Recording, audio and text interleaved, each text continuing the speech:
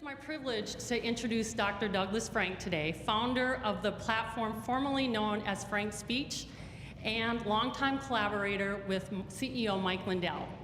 And the reason I bring that up is because, again, many of you know that in 2021, I mean, we were in crisis mode and we were being censored. And that's how 5Strong got started, was because we were kicked off of Facebook and we had no way to communicate with everybody. We had a platform one day, and the next day, or next minute, we were gone. It was off of there.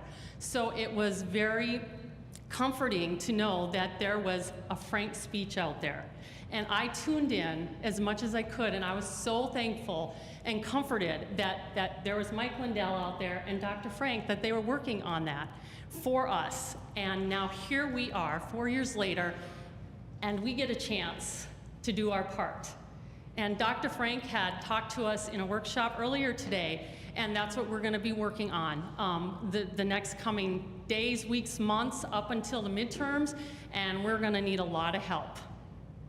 So he's our coach, our mentor. He's done this. He's traveled all over the country, all over, and he knows what works, and he knows what doesn't. So we are going to look to Dr. Frank to help us do that. And so the next 5Strong meeting is on 13 September, and we will be talking about this. So we will be setting up teams with a team with our local election integrity group. We have one already that has started. It's been working on this for, I don't know, 2, 3, 4 years. And that group is from all over the state of Alabama. So some other groups, some 5Strong people, we are looking to them and we are going to help them out. So we need all of you to help us, and you'll be seeing more of that from us. So Dr. Frank, he holds a PhD in surface analytical chemistry from the University of Cincinnati and previously led the mathematics and science department at the Schilling School for Gifted Children in Cincinnati. So he's a whole host of different skills that he has. Dr. Frank, he's traveled across more than 30 states, meeting with 48, meeting with many election officials and talked with many secretaries of state, attorneys generals, legislators, and hundreds of local election officials. He has testified formally in several legal and legislative proceedings, which he will get into more in just a minute. He has also met with us via internet, via web, so we've been on several talks with him online too. So he is out there for us. So I would like you to help welcome Dr. Douglas Frank. Thank you.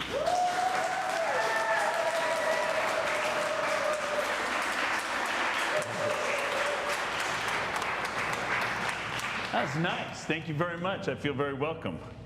This is my first time to Alabama actually working with the grassroots.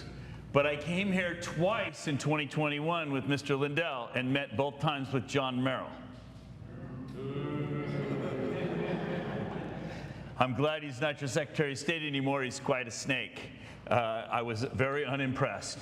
And the first time I met with him, I showed him some of my concerns about the state, and he was unable to address them. The second time I was here with Mr. Lindell and I, we were out trying to get signatures for our Supreme Court case, and he was not cooperative at all. And I don't want to go into that story, but it was not a very fun experience either. So both of my experiences in Alabama until this trip were pretty bad. And I was, and when I started working with the local teams here in Alabama, I'm very excited to be here. I feel good about what's happened the last couple of days. Today we did a 4-hour workshop, and that went fast. That 4 hours, I thought. Maybe it was slow for you, but it went fast for me. One of the things I did is I put up on Rumble almost 4 years ago now, graphs of every one of your county, and I'll show you these in more detail later, showing that I could predict how many people voted in every one of your counties by age. I could tell you how many 18-year-olds voted, how many 19-year-olds voted, how many 20, in every single county, and all I had to do to predict that, to make that prediction, was look at one county, and I could predict all the others. And you would say, well, wait a minute, how can that be, Dr. Frank? Well, the answer is all of your counties vote exactly in proportion to one another. Wait a minute, you've got northern counties, southern counties, black belt counties. You're a variety of counties in your state, but I'm going to tell you, they all vote exactly in the same relative proportions. There's something wrong with that, don't you think? That ain't natural, buddy, because it ain't. Okay, and so anyway, I'm going to talk to you about that a little bit today, and I got a few goals. I'll get to those in a minute. But before I get to that, I discovered today, somebody mentioned in passing, you guys are a constitutional carry state, yes? And we're in like a gun store. So you gotta say something about that. How many of you are carrying? Yeah, all right, I love that. In Ohio, we're a constitutional carry state too, man. I carry my 1911, my 45, big and ugly. Whenever I go to the grocery store, get my hair cut, you name it, man, I'm always wearing it. Open. And I wear it open on purpose. And people will tell me, well, it's not necessarily the best strategy because you're the first guy they shoot at. Yeah, but that's not why I'm wearing it. I'm wearing it. My favorite thing is when I'm walking down the aisle in the grocery store and some little kid will be coming the opposite direction. You know how that is when you're in the aisle and he's looking, his eyes are big and he sees that big old 45, you know, and he's like, the first time he goes by, I know what's going to happen on the next aisle. He's coming the next aisle, he goes, is that a real gun? Oh yeah, that's a 1911. Next aisle they were passing, he's like, are you allowed to carry that? Yeah, this is a constitutional carry state. Next aisle, and by the time you get to the last aisle, he's like, he can't wait to be 18 so he can carry, right? That's why I wear it. We're a constitutional carry state, and you either use your rights or you lose your rights. And you need to normalize using your rights. You go to a state like New York, and nobody can open carry there. You can't even own a gun unless you have a permit.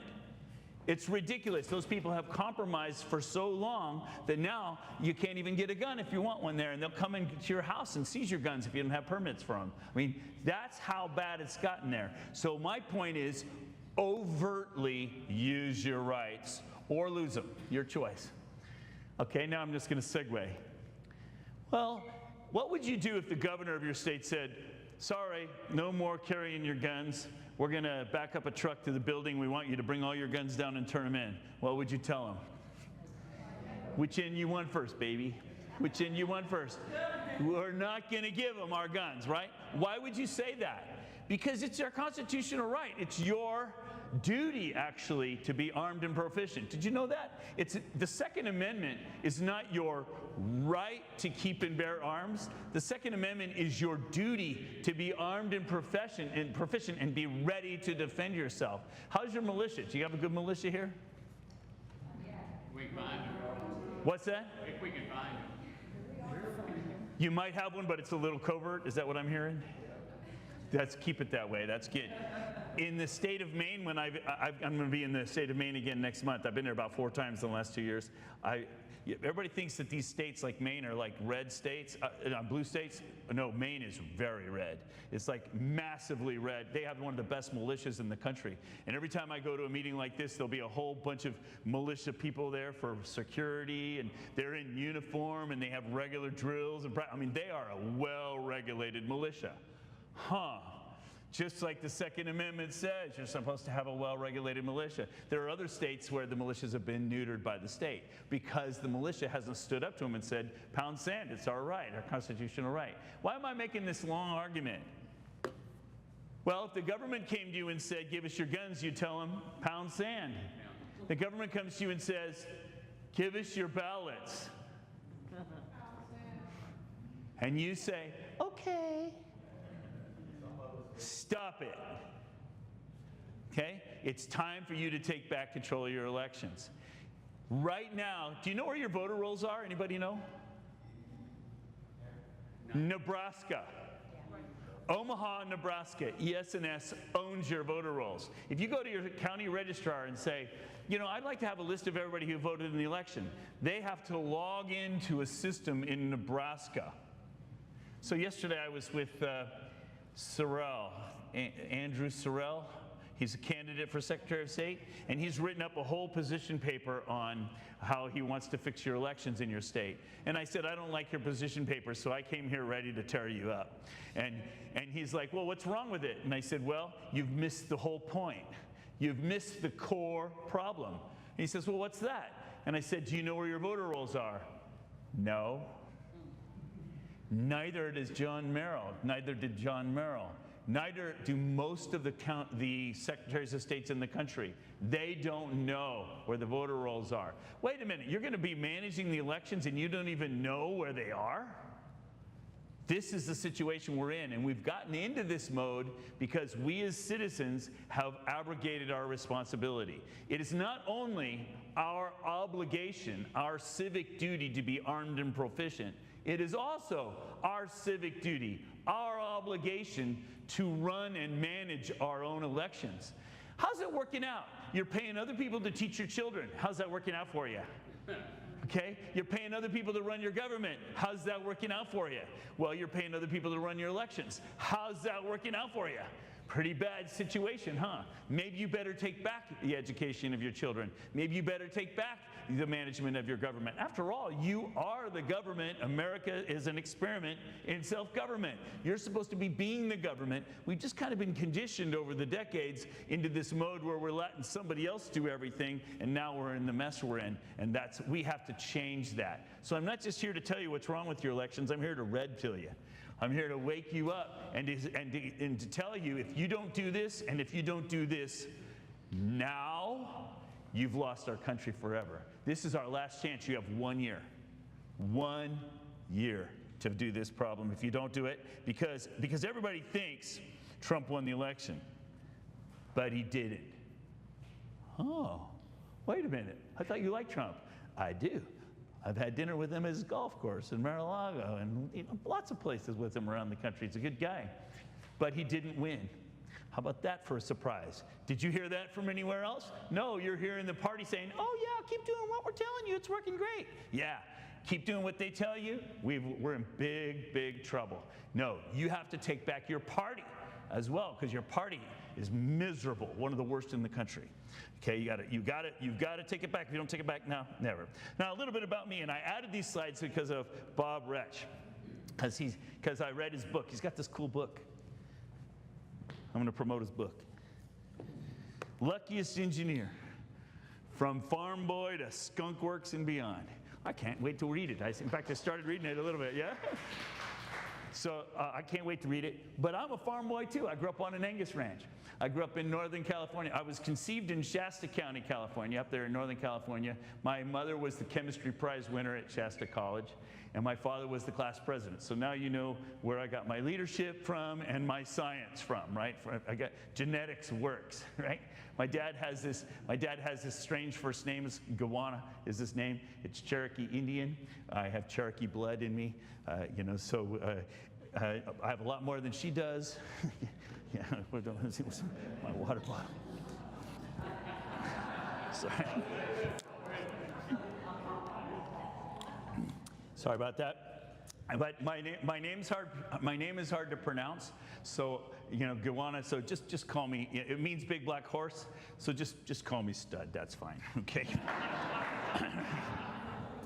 So anyway, I grew up in the Bay Area, Northern California, on an Angus ranch. So that's why when I saw that you grew up on a farm, I grew up on a farm too. There's something about being close to nature that is just really kind of makes you bent towards science. There's something very powerful about nature. And I had an Angus blood, so I paid for college. But I just want to tell you one story to kind of introduce who I am so that you'll understand my temperament as I talk to you tonight. But I don't think God wastes anything. I think everything in your life has been put in your way for a reason. And I don't think God wastes anything. And I was driving the hay truck. When you're a youngster in those days, you could get a permit to drive the heavy equipment when you were 14. So I was driving downtown to, in the hay truck, the big hay truck, and I saw that the library was closing. We built a new library on the other side of town. So they put out all the books that nobody ever checked out to give away, right? And so I can't pass out books. So I parked the hay truck on next to the road, and there were the Feynman lectures on physics out on the shelf. I think they were a dime a piece, actually. Those are worth $1,500 today. But I read those books in the summer of my 8th grade year, and I've been a physicist ever since. I am really a physicist in my soul. I'm also a musician. You heard me singing beforehand. I was a choir director for many years and took kids to Vienna, competed in the national choral competition. We won in 2018 and stuff like that. So I'm a real musician. I also played tuba in the symphony in Santa Barbara when I was down there. You take all kinds of jobs when you're a starving student. You'll do anything to make money. And that's what I was doing. So anyway, I got my PhD, University of California, Santa Barbara, and then we moved out to Cincinnati in 1986. And I was a young professor. I got my own laboratory. It was very exciting. I was very fortunate. I made a major scientific discovery, made me world famous. I got nominated for a Nobel Prize in chemistry. It's a long story. We could talk about that. But the best thing about it is that I suddenly had credibility, and so I could leave academics. And I did. In 1996, I just couldn't stand academics anymore. It was too woke for me. And you got to understand that this is 1996 in Cincinnati. And Mark Twain wrote about Cincinnati. He said, at the end of the world, he wants to be in Cincinnati, because in Cincinnati, everything happens 20 years later. So that tells you how conservative I am. I'm a very conservative person. It was just way too woke for me in '96. And so I left and went into business, and I had a great business career. I basically shut my business down I shut my business down in 2017, moved out to the country and built myself my own physics lab. I always wanted to have my own physics lab ever since I read Wrinkle in Time as a 3rd grader. Did you read that? And they had their own, and I've got my own lab. And that's what I'd be doing right now, except the election happened. So I'm just going to, I'll get there. I'm going to connect all these dots. I'm not telling you this for no reason. So anyway, I live near Springfield. You all heard about Springfield during the debates, right? That's where they were eating the animals, right? They're eating the pets in the debate. But it was a big problem in my community because we were being mobbed by all the pets that were escaping. But then after Trump got elected, everything was okay now, so it's all stable.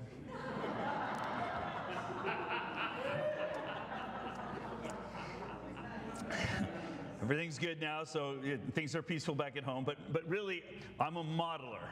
And I have my motto is follow the data with Dr. Frank. But people say you need a new motto. You need to say you have a graph for that. That's your new motto. Because it's like I love looking at large amounts of data and then finding simple ways of explaining those data to people. That's what I'm going to do tonight. I'm going to help you understand some complicated things, but I'm going to make them really simple for you to understand. In other words, I don't just look at the surface of things. I like getting behind the scenes and know what's really going on. If you go to my website, I've got studies of demographics of every age group in the United States for the last 100 years. I tracked them through the censuses, and you're thinking, why would I do all that? It's just been a weird obsession of mine since first year in college when I learned differential equations and Fourier transforms. I've just been addicted ever since. I just model everything. I just love to predict things and make predictions, and I started predicting elections in 1980. I predicted every election correctly. Even the 2016 election, I predicted Trump 13 months ahead of time. And there were 17 people in the primary at that point. And people were like, how are you predicting Trump to be the president? I said, here's my calculations. The odds are 2 to 1. Trump's going to be our next president. And I was right. And everybody was like, that's impressive. How did you do that? Well, that's a whole nother hour talk. I won't go into that. So when 2020 happened, the odds were 20 to 1 that Trump was going to be reelected. It was basically a second term like Reagan. So Reagan's second term where he just basically swept the country 60-40. It was going to be one of those. I didn't know what happened. I was totally confused. How could Trump have lost that? So I was kind of lost. But I've done all the demographics of different things. I've tracked. You can go on my website and you can see all kinds of graphs and illustrations, and I discuss them all in detail and help you to understand. I try to make it simple. But I just got to tell you, because I'm in Huntsville, Alabama, I have to talk about Dr. Spencer. because I've been tracking his work since the 80s. This guy is one of my heroes. He and I have been texting and communicating. I hope he came. Did he come tonight? Anyway, I invited him, but we'll see. Anyway, I've been graphing his stuff and tracking his data for decades. I use it in my classes to teach my students how to model, and he's been tracking the satellite temperature data of our whole planet for decades. I love this guy, and he's like a hero of mine. Anyway, I put out a video of his work in November last year after the election while I was waiting for things to settle down. And I showed his data, and I showed a very simple model I put on top of it. And I said, here's where the temperature is right now for the global temperature.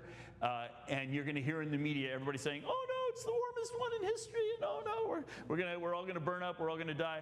I started doing this in 1980 because of a chemistry department colloquium where the president of Greenpeace came and said, we need you to burn all the coal you can possibly burn because we need to fill the air with CO2 so that we can capture sunlight so that we can stop the coming ice age. And so I started tracking it ever since then. I also started tracking epidemics then because that's when AIDS was big in the Bay Area, and I had friends in that area. So I mean, how many geeks do you know that have been modeling elections since 1980, modeling epidemics since 1980. You see where I'm going? Modeling climate since 1980. And all these things have all suddenly become like major issues today. So if you want to have me back sometime to give my climate change talk, I'd be happy to do that. I'm free. I don't charge anything. I'm happy to help. But anyway, I love making predictions. So back in November, I predicted that the temperature would come down. I said, don't worry about it. I said it's going to be down to here. And guess where it is? As of right now, that's exactly where it is. I'll just show you one of the more recent graphs right there. That's where we are. And how did I know it was going to go down? Well, because I've been modeling it for this years. I have all the models in mathematics to predict. I predict sunspots. You know, I just can't. It's like an obsession for me. I see something, I want to do the math for it. I apologize, but I just can't help it. It's who I am. So it's like I can't see geese in the air. My father's a fly fisherman in Montana, and we were driving across Montana one day, and we saw the geese, and he says, son, look at those geese, isn't that cool? Yeah. They fly in a V. You know why, right, son? Yeah. Well, he's asking a physicist why the geese are flying in a V, right? We have the Skunk Works guy back here. Of course we know why they fly in a V, right? It's Bernoulli's equation. You've got all this airflow considerations. And my father said to me, yeah, but son, do you know why one side is longer than the other? Huh. That one threw me. I thought about it and thought I couldn't figure it. I don't know why, Dad. Why is one side longer than the other? He says, because one side has more geese in it.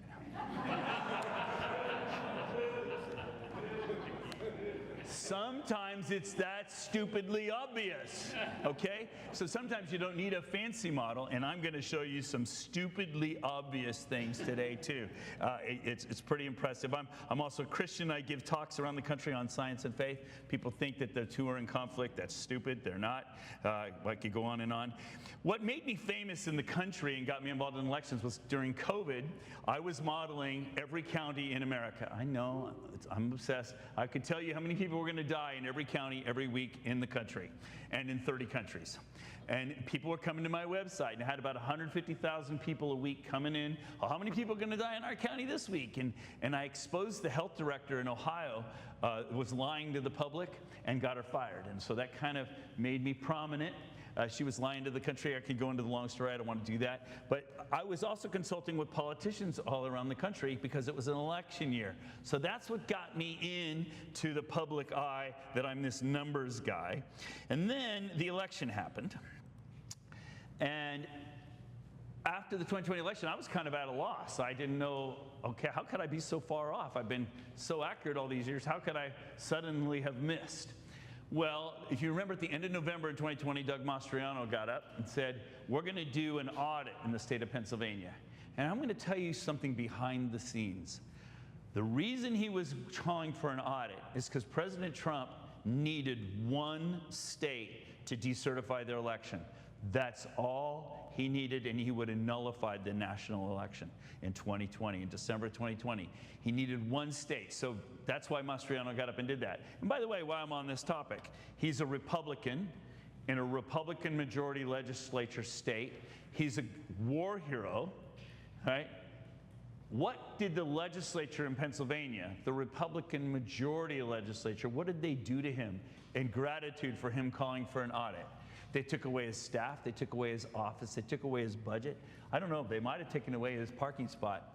They took him off of every committee in the legislature.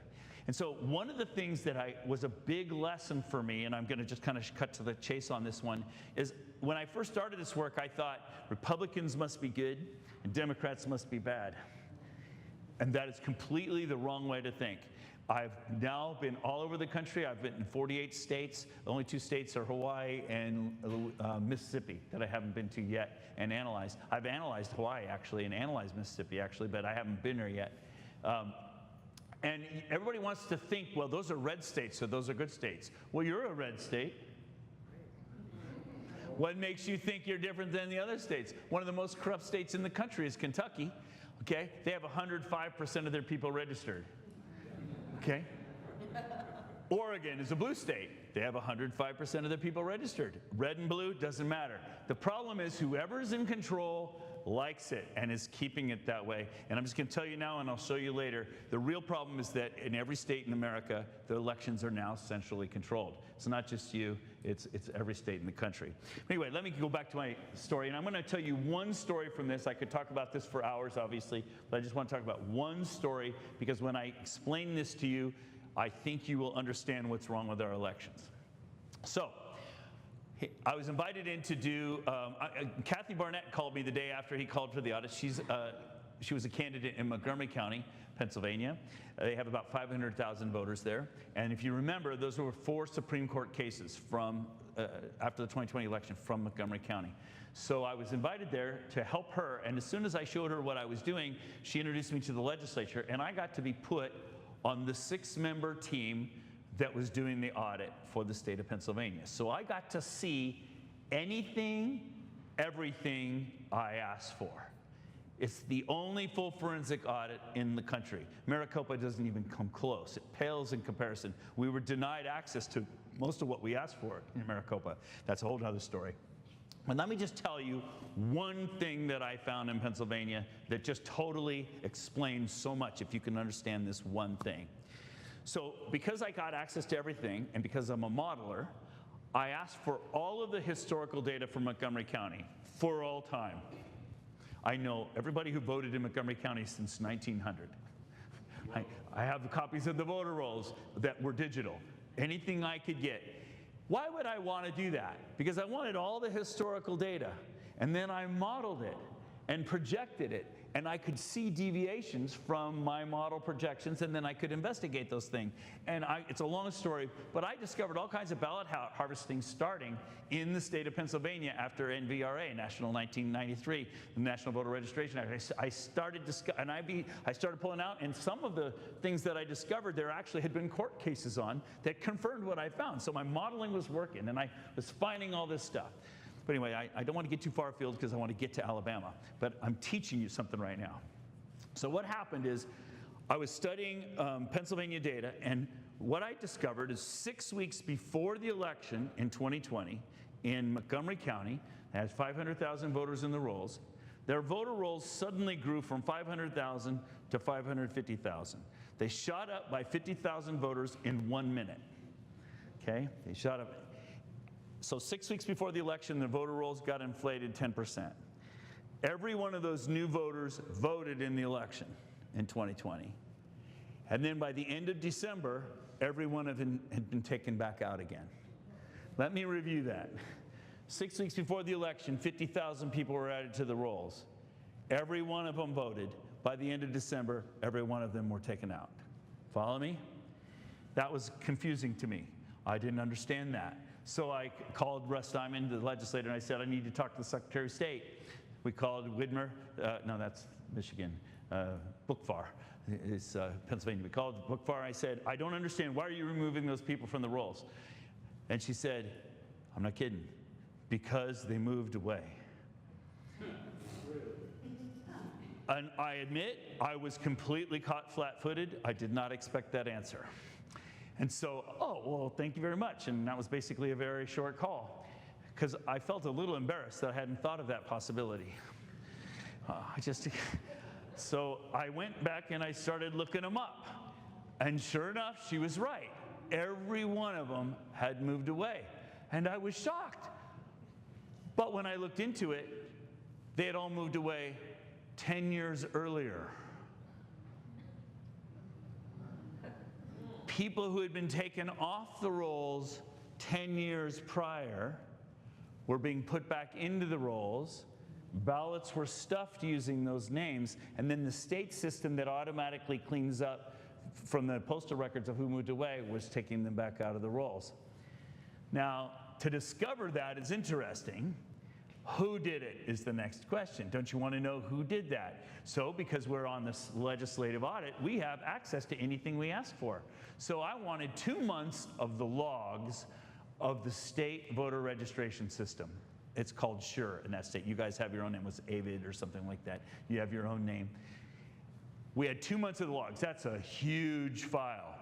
So we got 6 techie guys, IT guys, to comb through the logs, because the lawyers for preparing the Supreme Court cases for Montgomery they wanted to know who did this. We want that 50,000. We want to know who it is. So we were combing through the logs, and my 6 guys, they found it. It was in 4 entries, 1:30 in the afternoon on Tuesday afternoon. Boom, boom, boom, boom. Within 1 minute, 50,000 people were added.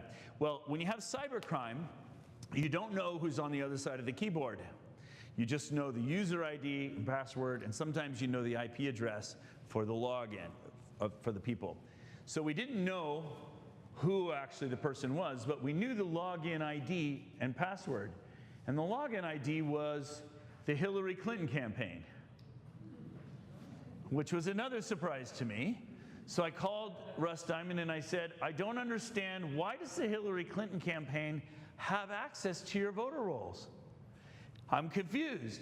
And so he sent me a photocopy of a newspaper article from 2015, which described how the state of Pennsylvania had hired the Hillary Clinton campaign to write an API, an app, so that people could register people to vote at football games and college campuses and at supermarkets and whatnot. And the credentials for the software development were still active.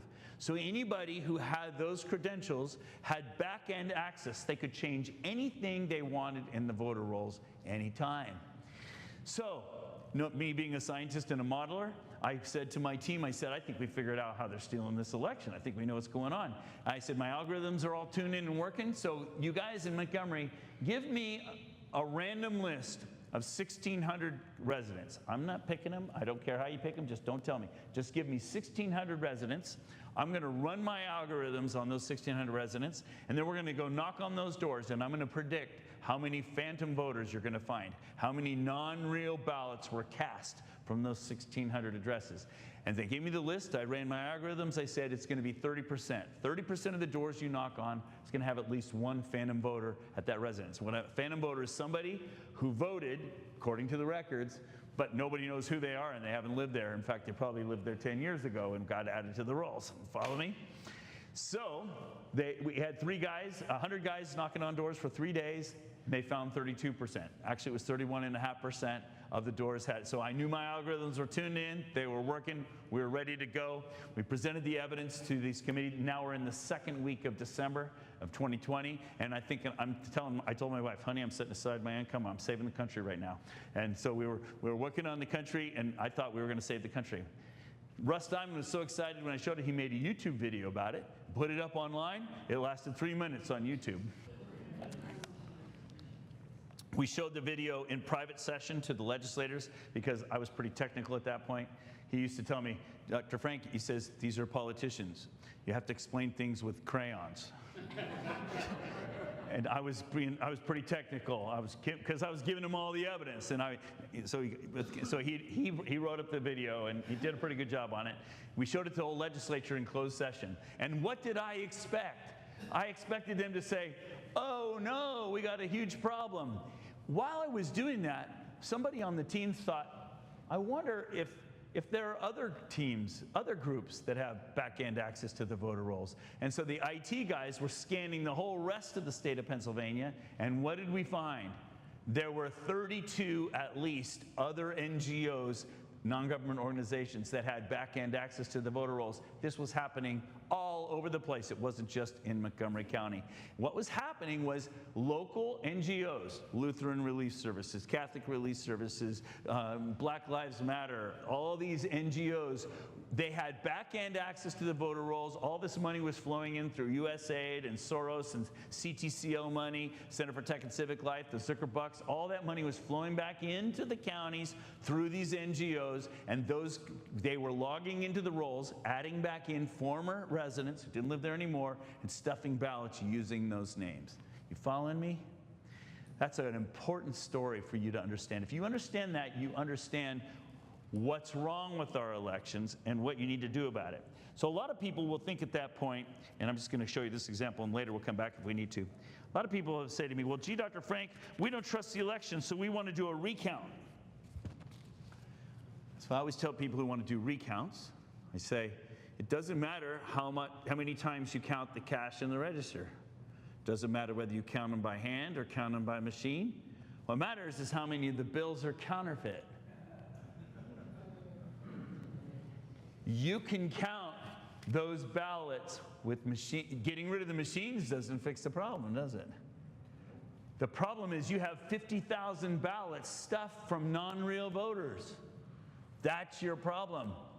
Oh, paper ballots, that'll fix it, Dr. Frank. We're switching to paper ballots. No, those are paper ballots. Do you remember hearing when they arrested the USPS driver coming from New York, bringing 200,000 ballots into Pennsylvania? That's just the guy they caught. What about all the others that they didn't catch? In other words, this is a complicated problem. There isn't just one solution. You don't just get rid of the machines. You don't just have paper ballots. There are a whole bunch of issues associated with this.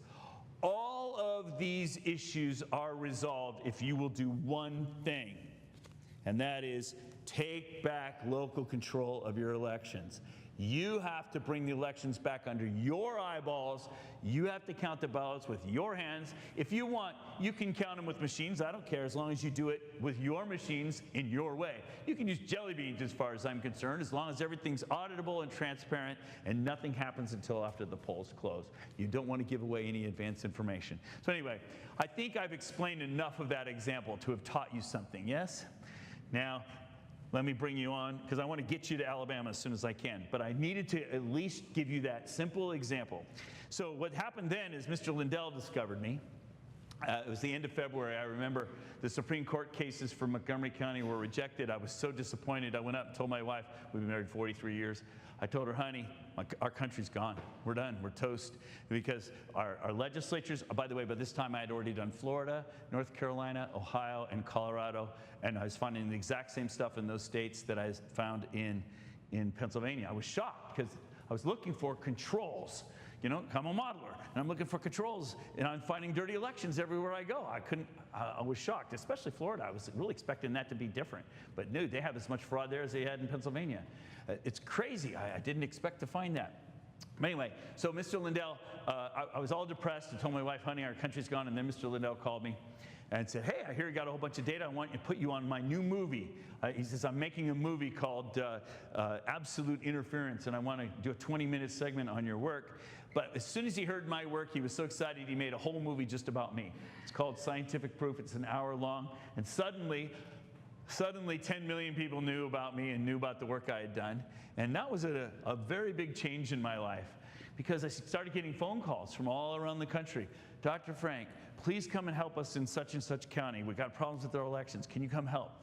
By the end of 1 week after this had appeared, I had 70 messages on my desk. They all were the same. Dr. Frank, my name is John Smith. I live in this county. Here's my phone number. Or something's wrong with our elections. Will you please come help? What do I do? How do I react to that? I got to make a living. What am I going to do? So I said a prayer. Okay, God, if this is what you want me to do, I didn't sign up for this. If this is what you want me to do, I'll do it as long as you provide. I'm going. That's good. Went upstairs and talked to my wife. Said, honey, setting aside my income for 6 months, we're saving the country. We're saving the country. And I'll be back to work. That was 4.5 years ago. I remember a couple of Christmases ago, Donna said, you know, how long is this going to be? I said, I think it's the rest of my career because I've since uncovered so much I had no idea. This is a way bigger problem than I dreamed. So anyway, I've learned a lot. Anyway, I'll just tell you one more story and then I'll move on. So I went back downstairs after talking to Donna back in my man cave, and I said, okay, God, I don't know how to prioritize these 70 messages. I don't know what to do. So I'm just going to do whatever's in front of me. That's what I'm going to do next. So first one was Tony Shoup from Pennsylvania. And we started Audit the Vote PA that very day in March of 2021. Audit the Vote Pennsylvania, and he does training with her and constitutional training. And that was a great call. And just as I was hanging up, my computer went bleep. Okay, God, whatever you put in front of me, that's what I'm going to do. It was a message from a lady in the state of Washington. Dr. Frank, my name is so-and-so. I live in this county, and something's wrong with our elections. Would you please call? And so I picked up the phone. Okay, God. Yeah, hello, this is Doug Frank. She's like screaming and yelling and all this noise. And it's like, sounds like a mass murder. I'm like, are you okay? What's up? What's up? She says, oh, Dr. Frank, we're at a women's prayer meeting at church. We're all on our knees in a circle. And we just prayed and asked God to have Dr. Frank call us.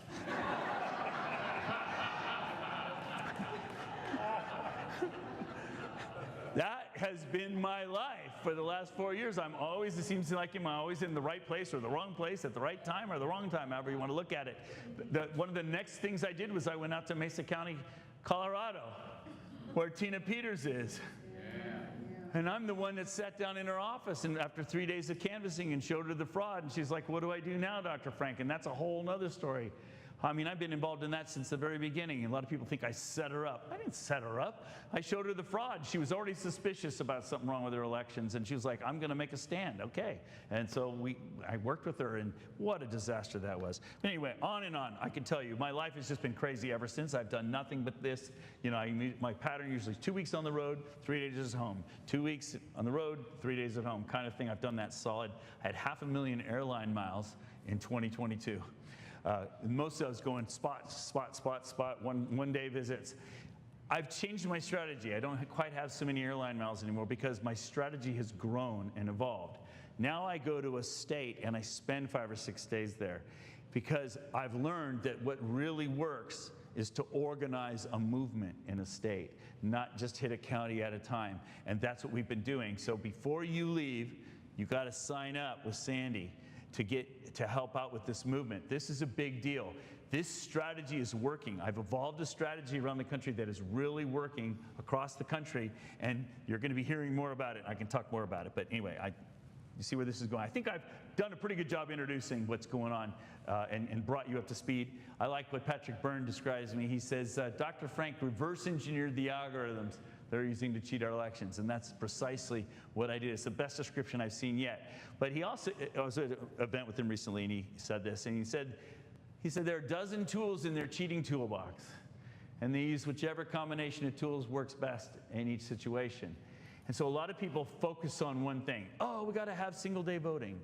Well, what about the other 11 problems? Oh, we got to have paper ballots. Well, what about the other 11 problems? It's not just one thing. You have to address the whole situation, and that's why. And to do that, you need to do it from home. Now, Pastor Trump, that's funny. President Trump discovered me at that point. And as for his first rally in Wellington, Ohio, it was his first rally out of office, I was his keynote speaker. And he said, I want you to explain to the world how they stole my election. And so I got to stand in front of the whole world and 21,000 people in the live audience there and explain how they did it. It was quite a day.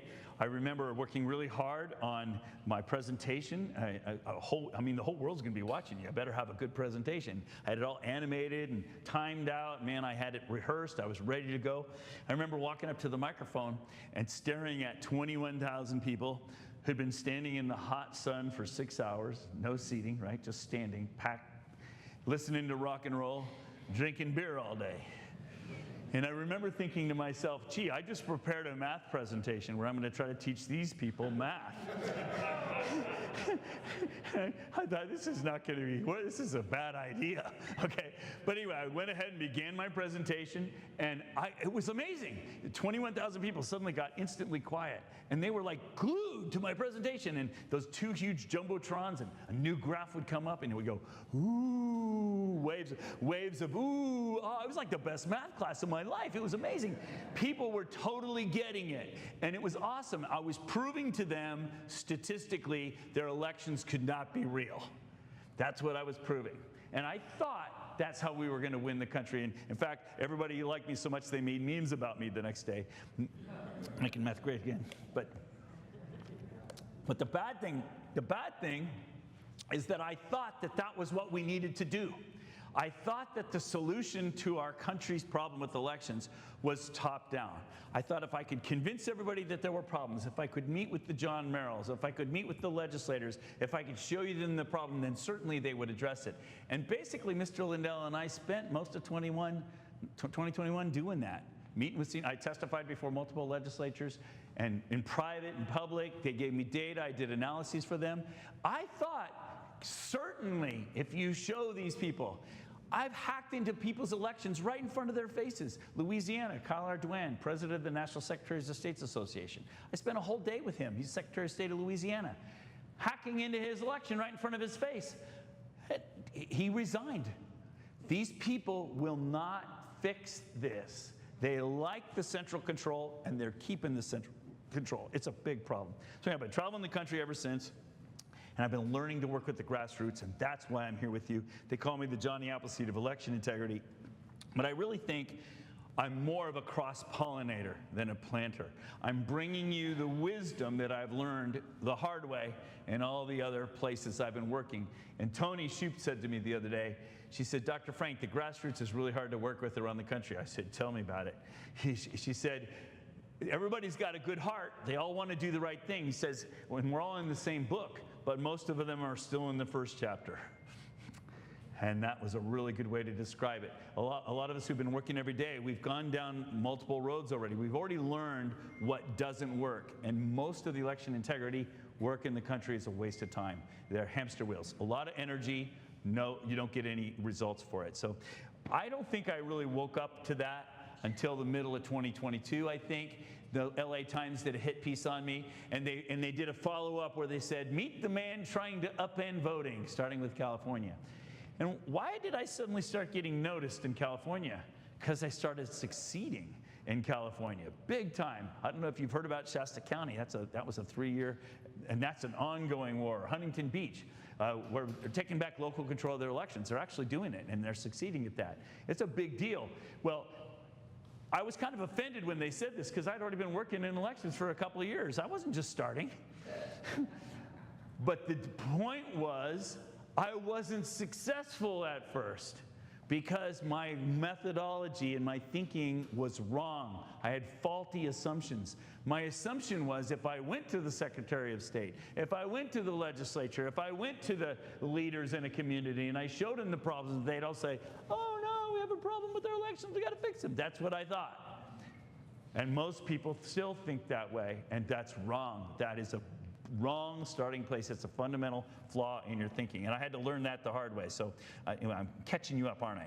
Here's the core problem. The core problem is not just in Alabama, it's in every state. In every state in America now, elections are centrally controlled at the state level. They're not controlled at the county level.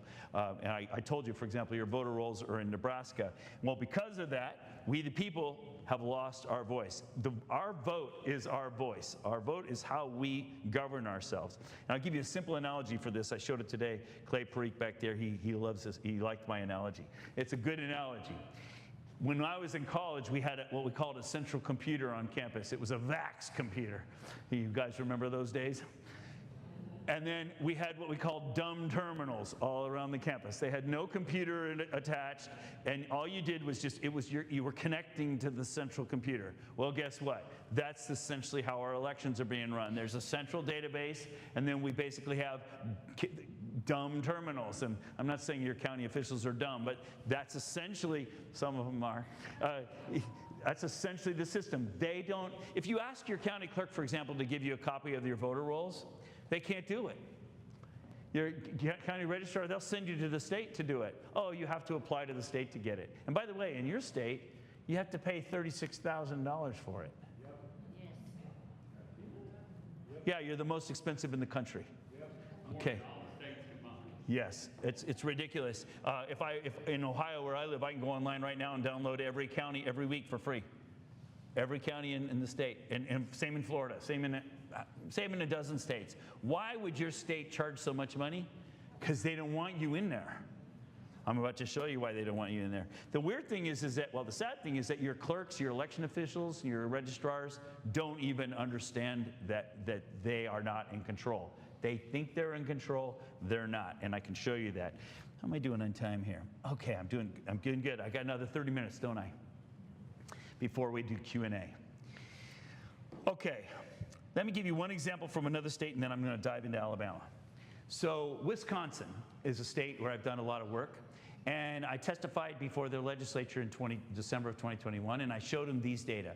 This is month by month how many people were in the voter rolls starting from 2009 up to 2021.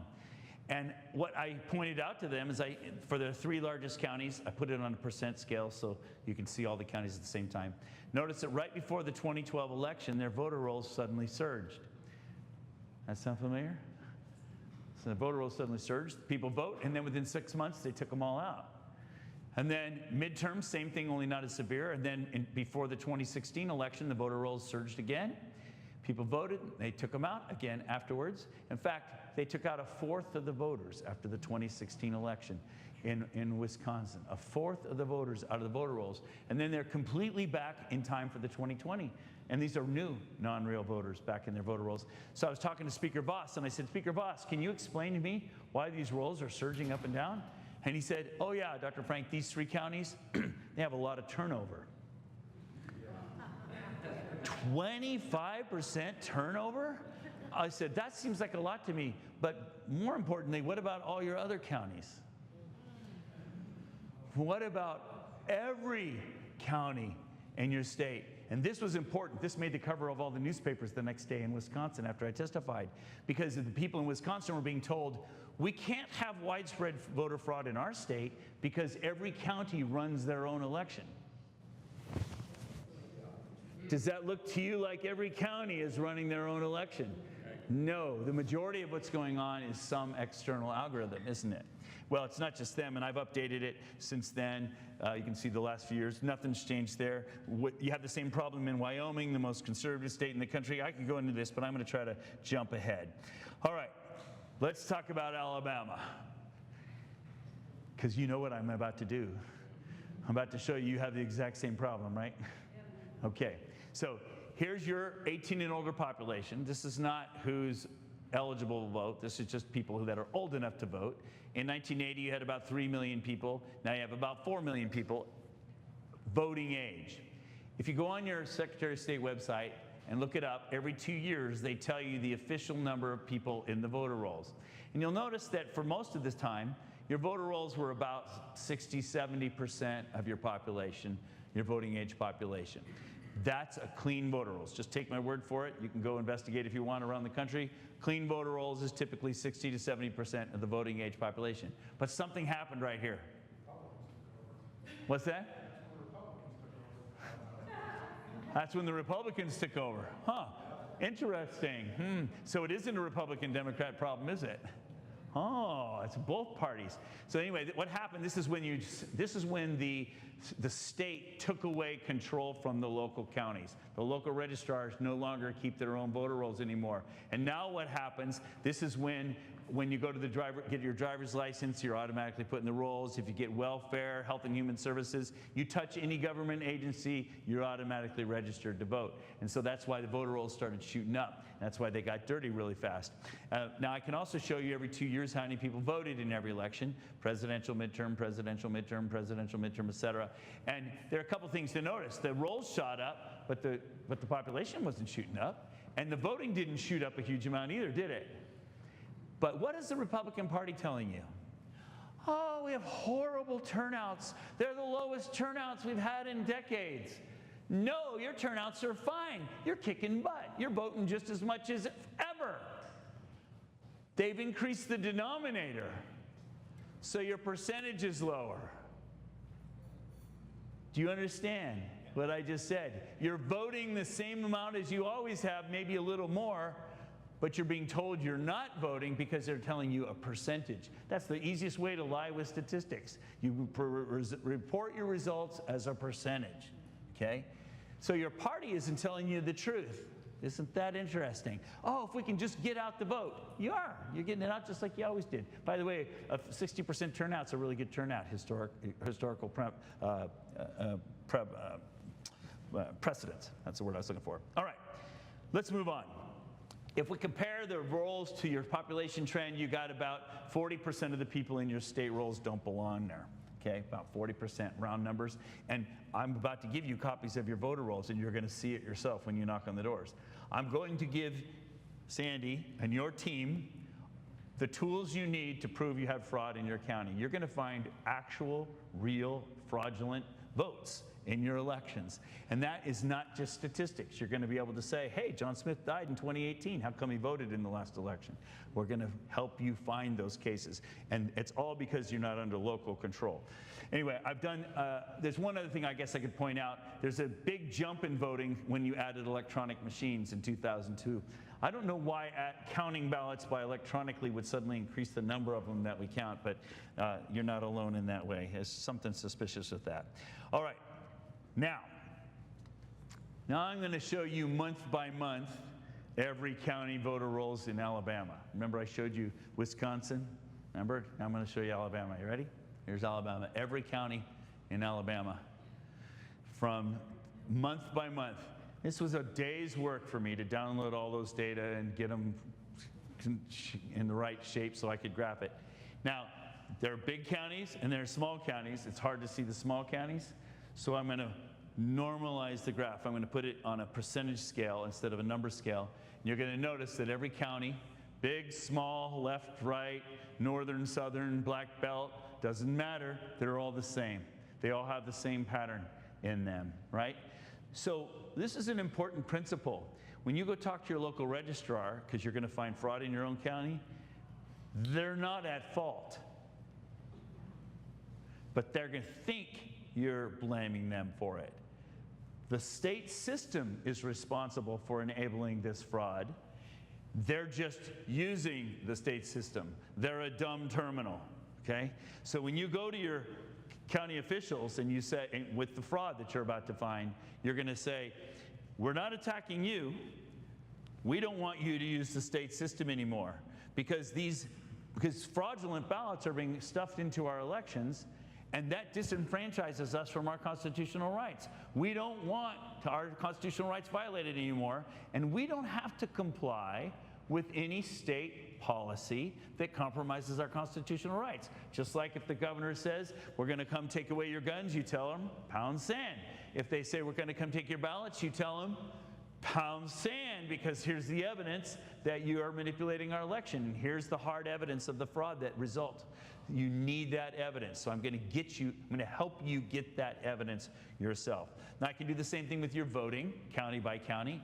The presidential, midterm, more people vote in the presidential than the midterms. This is for every county in your state. And it's hard to see the small counties. So what I'm going to do is I'm going to normalize it again. I'm going to put it on a percentage scale. When you do that, you'll notice back here in the 90s that you voted randomly, county by county. Your turnouts were random, county by county in the state of Alabama. Then something happened right here around 2012. All of a sudden, all the turnouts started syncing up in every single county. Wait a minute, you mean you're voting in the same percentages in every county now? Huh, isn't that interesting? When did that happen? When the state took over your voter rolls. That's a very important point for you to realize. Now, I've done this for every county. Here's Colbert, where I just was the other night. And I'm going to post this on my YouTube channel so you can all have your own graph for your own county no matter where you're at. You can download your high-resolution graph. Colbert County, you notice that they have that same shape in their voter rolls. By the way, when I do this, a bunch of your counties, the black line goes right past the blue line. They have more people registered. I also have the graphs that I put up there showing the demographics by age. But I'm going to jump ahead to your county because I don't want to waste time. I want to get to the good stuff. Here we go. Here's your county. And you notice that you have the same problem. You have the same shape. And your rolls are growing faster than your population. Your population's going up, but your rolls are growing faster than your population. If we do a comparison of the trend, notice that your rolls are growing fast. If we put the population trend, it's a good thing they filled up the voter rolls with non-real voters, because otherwise you'd have 100% turnout of your real voters. So you have about 1 in 3 of the people in the voter rolls don't belong there in Madison County, okay? And when you get a chance to look at your own voter rolls, you're going to be shocked how dirty they are. Well, why are they dirty? Because they're being run from Nebraska, not from your local precinct. If you're running them from local, you'd be able to clean them up. That's why I'm going to tell you to do that. Now, I made these graphs. This is what I showed Merrill back in 2021. The blue curve is your population by age in Madison County. The black curve is who's registered by age. The gray curve is who's including inactive voters. So you notice that in Madison, for the 2020 election, you had 103% of your people registered in active voters in Madison. You had more people registered than you had people, okay? And it should be around 70%, okay? So you know you have about 30% too many people in your rolls. And that's just what I said a second ago, isn't it? From this historical graph, you got about 30% too many people in your voter rolls. And that's a good number. And so that's your population by age. Your black curve is your registration by age. The red curve is who voted by age. Now just look at the black curve and the red curve for a minute. Do you notice anything peculiar about that? They look very similar, don't they? So as a percentage of who's registered, there's a certain percentage that voted. Well, if I assume that that's the same in every county, then I predict this light blue curve that's here under the red. And so all I have to do is look at one county and I can predict all the other counties. In this case, I'm only predicting it to 5 parts per million accuracy. I guess I was a little off on that one. But normally it's like 0.999, but you get the point. For me to be able to predict every county that accurately is preposterous. It's not real. It's not natural, buddy. That's why Mr. Lindell made a movie about me. Now, let me just show you by the way, Suzanne's back here. If I use the word Suzanne, you know what I'm talking about. She's been working on this for months to equip me to be able to do what I'm about to show you. I give credit where credit's due. Thank you very much. We have 4 copies of your voter rolls. This is the one Mr. Lindell paid $30,000 for. And then these others we got from, I don't know. I do, but I'm not saying. Okay. So the 2020 rolls for Madison County had about 291,000 people in your voter rolls. Got it? Your county clerk would then see in 2022, about 2 years later, it looks like, oh, we went up 20,000. So your registrar thinks, if I say clerk, you know what I mean. I mean your registrar, right? Every state has their own terminology for that. Most of them say clerks. So forgive me if I say clerk instead of registrar. I know they're called registrars. He thinks, okay, we went up 20,000. Nope, that's not what happened.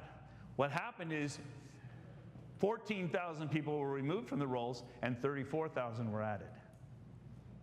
Did they remove all of those and add all those? Did your registrar do that? No, that happened in Nebraska, okay? And it's not just them. Look what happened between 22 and 2024. 17,000 removed, 43,000 added.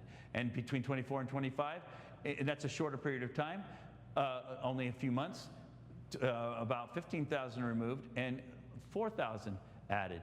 So, and your clerk can't even tell you who those people are who were added and removed. I can. And I'm going to give you the list of those names. And you're going to be able to use those to find fraud in your county. And let me give you a simple example. And by the way, that's called churn. So in your county, you've had 45% churn. Let me jump to that. Let me jump to that real quick so you understand what I'm talking about. It's right here. Churn, let's say you have a county that has 100 people living in it. And 10 of the people move away and 10 move in. And you take 10 people out of the rolls and you put in 10 new people. That's 20 changes out of 100. We call that a 20% churn. Follow me? So when I use the word churn, that's the percent that the rolls have changed. Got it? So now let's go back to your chart. You have a 45% churn. in your county in 4 years. Your roles have changed 45%.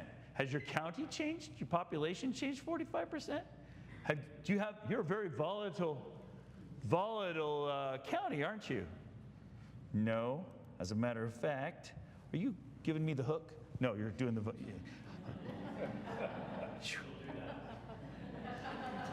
I don't mind the hook but I get carried away. So it's not just you. I'm going to show you the whole state.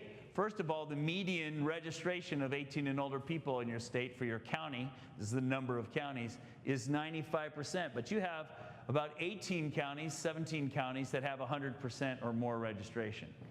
Okay? Your rolls are dirty. You also have all your counties are churning like crazy. The median is 42%. You're right at that median. So your population isn't changing that much, but your rolls are changing that much. And the number of voters, and I didn't talk about this, but when they're churning the rolls, they're also taking out the people who voted in the earlier elections. So if you think about it, the reason they're churning it is they're cleaning up the fraud as you go. So if you were to take, and let me give you this example. So I was just in Oregon recently, and one of the ways I help people find dead voters is, yes, sir. Thank you. 15, did you say? Yes. Because I wasn't sure whether you said 51 or 15. I know, I'm just being playful. So I was in Clackamas County, and what I do is I told them, sort the voter rolls from oldest to youngest, and only the people who voted, and start looking them up. And you're going to find people who are dead, who ballots were cast for them. Well, I showed up in Clackamas County, and the leaders of the team said, we're not finding any dead voters this way, Dr. Frank, something's wrong. I said, what are you doing? They said, well, we took the copy of the rolls, we sorted it by who voted, the oldest to youngest, and we're not finding any. And I said, well, which rolls are you using? He said, we're using the most recent copy. That's the clean copy of the rolls. I said, that's the mistake. You need to consider the people that were removed. The next day, I was in another county in Oregon, Washington County. I said, how's it going, guys? Oh, we're finding dead voters everywhere. Oh, how's that going? We're finding a whole bunch of people who died in 2018, who voted in 2020, who voted in 2022, and were removed from the rolls in 2023. So if you looked at the 2025 rolls, you wouldn't be able to catch all that fraud, would you? Because it's the cleaned up version of the rolls. Are you following me? So that's the first big mistake that grassroots people make all over the country. They get the most recent copy of the rolls and they try to find fraud. You're looking up at the clean version of the rolls. That's a mistake. Get it? So anyway, that's where I'm going to take you guys. I'm equipping your team. I'm going to be teaching them how to do it, and they're going to be collecting evidence so that you can take back control of your elections, because you're going to prove that your elections are fraudulent. One more thing, and then I want to change topics just a little bit. You hear this all the time, right? Yeah, and you've got one of the country's leading experts on this, Clay Parikh, back here. But the machines you use were exposed 5 years ago that they all have modems in it, okay?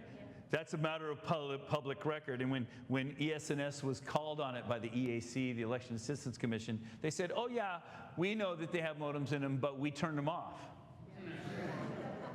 How did you turn them off? With a password. Well, who has the passwords? Well, ES&S. That means they can remotely control their machines from anywhere in the world. Oh, and who else has the passwords? Secretary of State. Who else has the passwords? Doug Frank. Anybody who's a halfway decent hacker can have the passwords to all your machines, and so basically your elections are accessible from the outside. That's a whole big deal. I could talk about this for hours. I think it's a mistake to do that. Your Secretary of State received an email from ES&S before, this is October of 2020, before the election, informing them that their poll books were completely hackable and completely vulnerable, and they went ahead and used them anyway. This is your captain speaking. Sorry, we're having a problem with the left engine, but we're taking off anyway. You know, okay. That's basically what just happened, right? Okay. Anyway, I can go on and on. I just had to throw that in because I'm here and Clay Parikh is here. The solution, what's next? The solution is you, the people, you have to take back control of your elections. We have a whole strategy on that, but it's a whole 2-hour class for me to teach you the strategy. The guts, and you heard of a lot of it today. The team heard of it a lot. In fact, normally what I do is I do this red pill presentation, and then the next day we have the training. We were a little backwards, but it's okay. Bottom line is, as Stalin said, it's enough that the people know there was an election. The people who cast the votes decide nothing. The people who count the votes decide everything. When's the last time you counted any of your votes? When's the last time you maintained your voter rolls? You've given away control of everything to somebody else, and it's centralized and computerized and hackable and a disaster. The solution is, as General Flynn talks about, he always says, local action gives national impact. That's his motto. I don't want you to try to fix Alabama. I want you to fix Madison.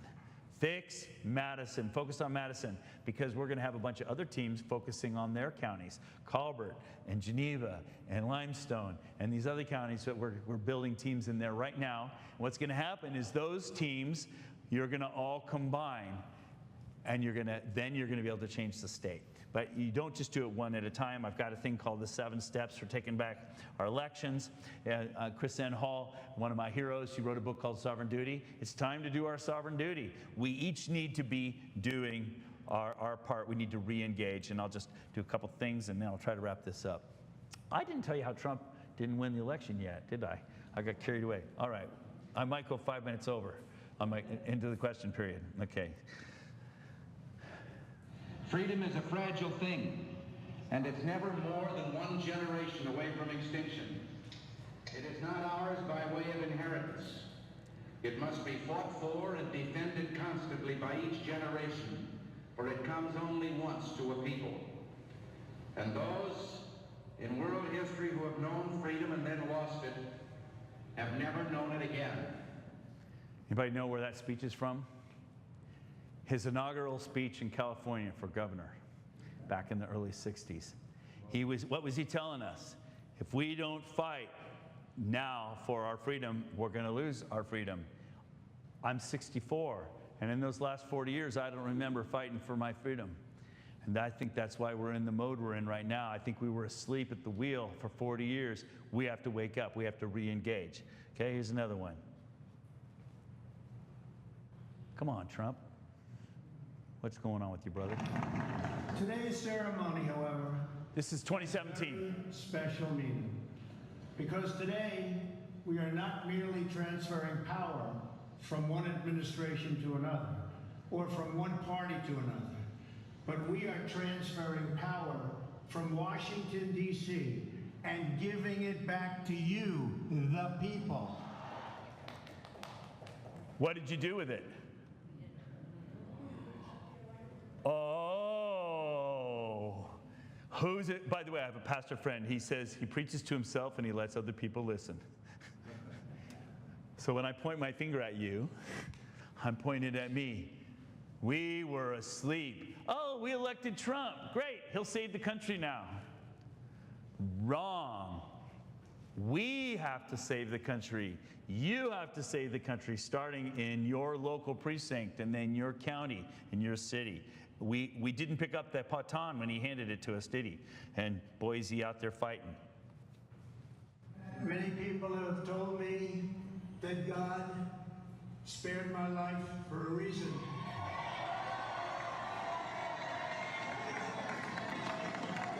And that reason was to save our country and to restore America to greatness.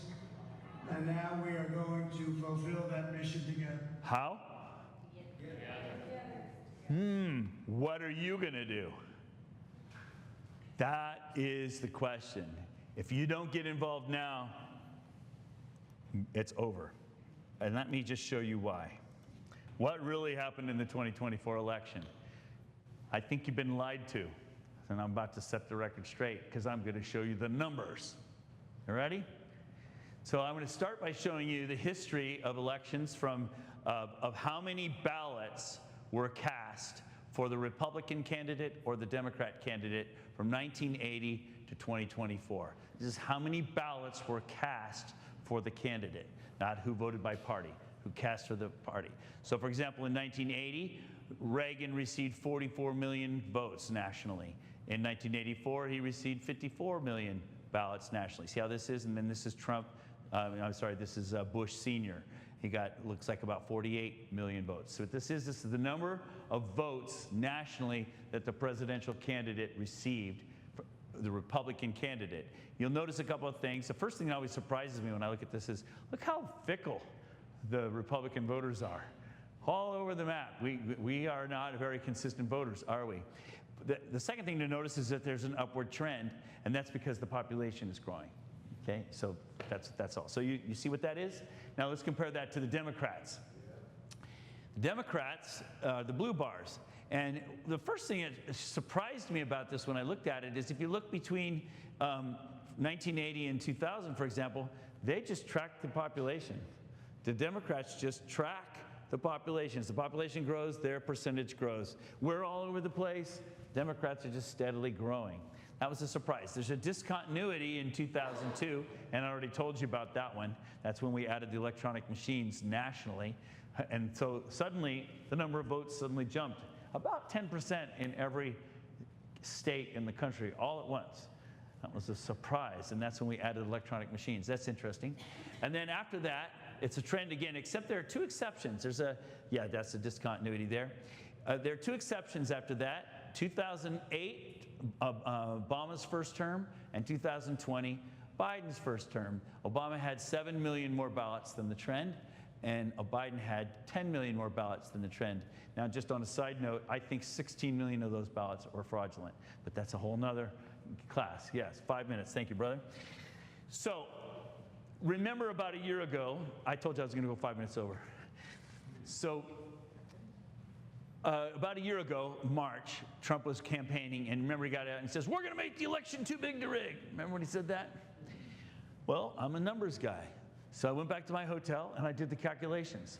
How many ballots would he have to earn to make it too big to rig? And because I've been doing all the population studies, remember I showed you all that? And all the demographic studies, I know how many people are available to vote, et cetera, et cetera, et cetera. And I did all my calculations and all my calculus, and I came to the conclusion that at the most, if the Republican Party did an amazing job harvesting ballots, registering voters, the most we could increase Trump's turnout would be 3%. And 3% is nothing compared to the 10 million excess ballots. So I got on the phone, I called Mike. I said, Mike, tell Trump to stop saying this. We're not going to win by harvesting ballots. The best we're going to do is get 3% more. We need to fix our elections. We've got to stop that 10 million, 16 million fraud from getting in, or we've lost the election. So he told Trump that. And did you notice, Trump didn't say that for the next 5 months. He said that one time in March, and then he didn't say it again after that. I'm one call away from the president. I don't call him directly, but I can call Mike anytime I want. Okay, and Mike and he golf pretty regularly, so that's a good deal.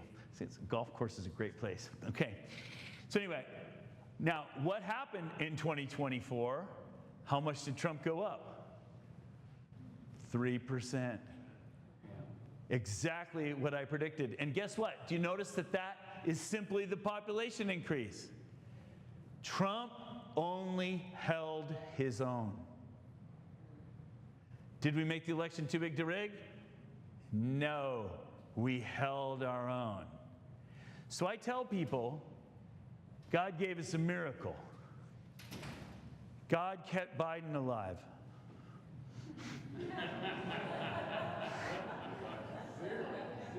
And at the last minute, they caught him drooling from here to here. And so they had, okay, well, we can't run him again. It's going to have to be Kamala, and Kamala is a dud. Now, let me just show you. By the way, let me just show you one state, and I've done this for every state in the country. I'll just show Pennsylvania, for example. They were going to go out, and TPUSA was going around saying, oh, yeah, we're going to register voters. We're going to harvest ballots. Well, this is how many people that were registered Republican, new registrants in 2016. This is how many new registrants there were in 2020. This is how many new registrants for the Republican Party in 2024. Well, wait a minute. I thought we were spending all this money on getting people registered to vote. This is the point. It's called the law of diminishing returns. You already have just about everybody registered that's going to be able to get registered Republican. At the most, and I've already run the numbers for 2028, the most you're going to be able to get is 2% more. Okay, so you're going to spend all this money and energy to get a measly 2% more? I think maybe there are better ways to spend our money and resources and time. What do you think? But you wouldn't know that listening to the Republican Party. They're trumpeting, oh yeah, we won, we did all this wonderful stuff. Okay, so let me show you what really happened. Remember this graph? So I'm going to do something funny to it. I'm going to shrink it. I'm going to squash it. Okay, I just squashed it. So this first bar is 1980. That was when Reagan was elected. And this last bar is 2024. That's the last one that just happened. You can see the population growth. Why would I squish it like that? Because now I'm going to show you every state in the country. Am I making the math easy? And it's easy to see. So for example, in Texas, Trump went up about 5%. So he did a little better than the population growth. Florida, he went up about 5%. California, he went down. And last time I was in California, they were all saying, the Republican Party was saying, yeah, we took back 9 counties. Woohoo, woohoo, we did great. No, you didn't take back the 9 counties. You lost votes. Trump lost votes. What really happened is Kamala fell 3.5 million in California. And when you do this with the Democrats all across the country, the Democrats did not turn out for Kamala. State by state by state. So Trump didn't win. It's like you go to a football game and you show up and you're all ready to go and the other team shows up and they're all on crutches, okay? You win that game. Did you really win it? The other team lost it. Trump did not win the election. The Democrats lost it. If they'd had a half-decent candidate, they would have kicked our butts, because there's still tons of fraud in the election, and I could show you that. And I could spend more time, but I'm trying to wrap this up, and we've got time for questions. What I did is to take out the trend due to population. I took the ratio of the Republican ballots to the Democrat ballots, and I did it state by state, so these are in alphabetical order.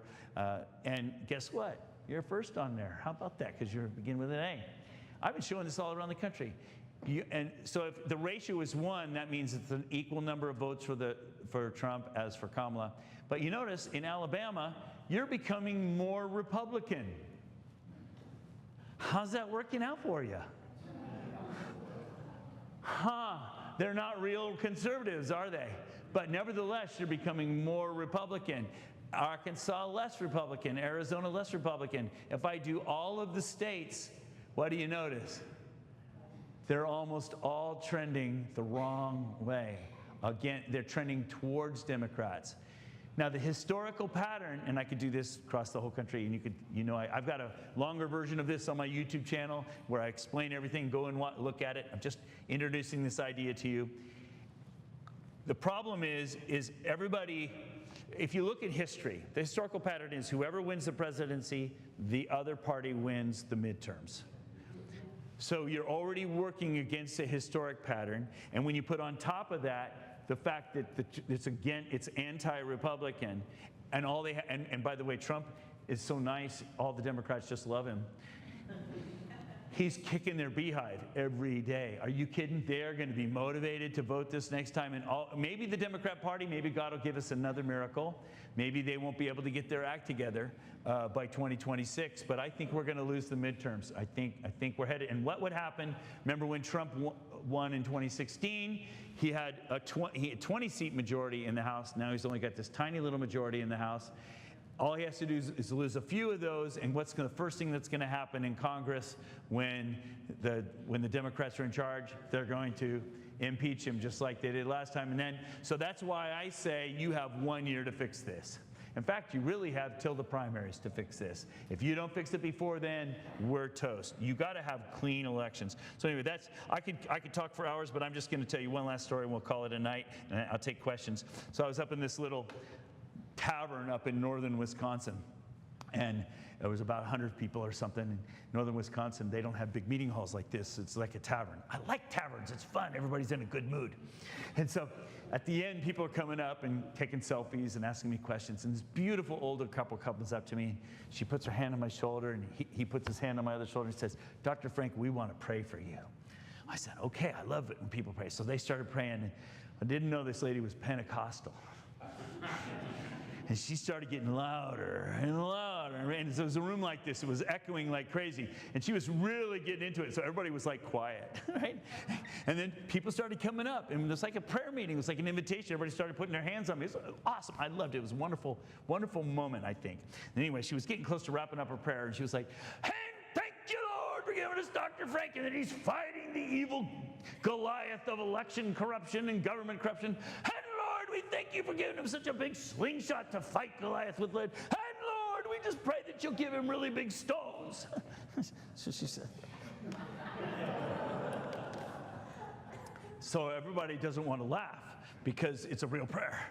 But everybody wants to laugh because it was really funny in the moment, right? To have her say that. And so, she wraps up her prayer. "In Jesus' name, amen." And we're all like have funny looks on our faces because they're all contorted because we're stifling our laughter, right? Because we're trying to not laugh. She looks at me kind of confused. And I said, "Well, you just asked God to give me really big stones." And everybody just burst into laughter. It was a wonderful moment. She turned beet red. It was a wonderful moment. But it made me think about this story in a new way.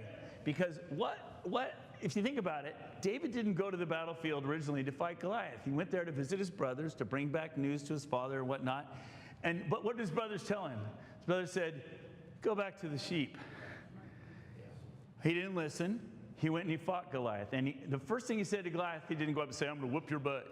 He said, "The battle is the Lord's battle. Today, God is going to deliver you into my hands," right? This battle about elections is not merely a political battle. We are in a spiritual war. We need to be spiritual warriors. We need a political revolution, but we also need a spiritual revolution. We need to wake up. We need to be Davids. We need to stand. We need to find our stones. And I know it's scary because, Goliath looks big. The government looks mean and ugly. But you have to decide, are you going to engage the war or are you just going to give it up? And I love what Bob said the other night. We were having chicken fingers. He says, "The day I was born in debt." What does he mean by that? You owe all the people that have spent blood and generations to bring you the freedom that you have today. And you're just going to roll over and give it back because Goliath is big and ugly? No, you need to do it, and you need to do it now. You have 1 year. You got to find your stones. Okay. All right. Okay. All right. You ready? All right, guys. We're going to take a handful of questions.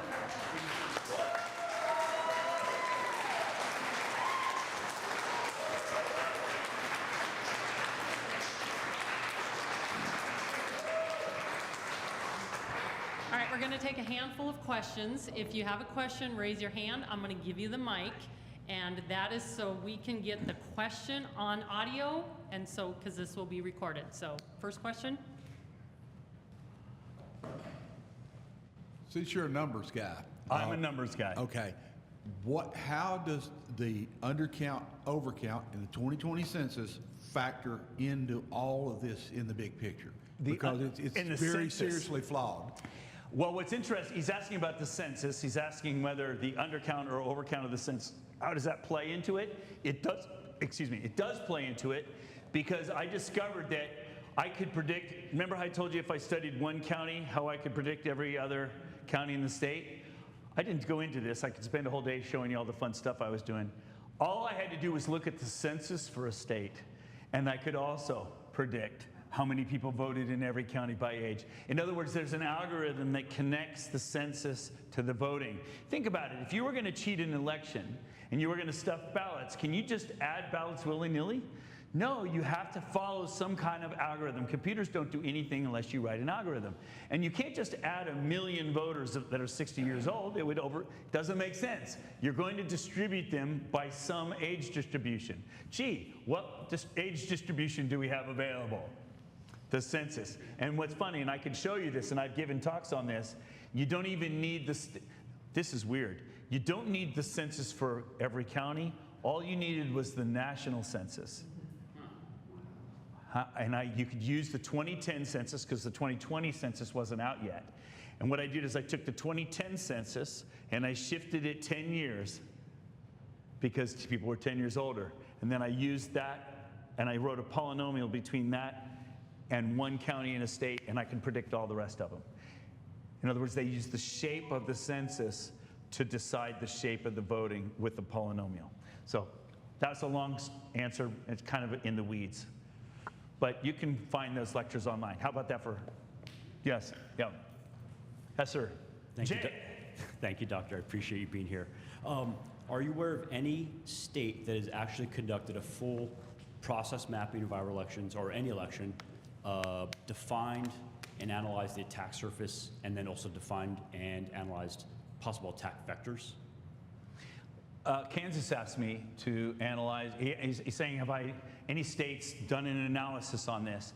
And I appreciate that question because it comes from an honest place. Because you and I would all expect our governments to want to protect our elections, and so they would do these checks. Nobody does.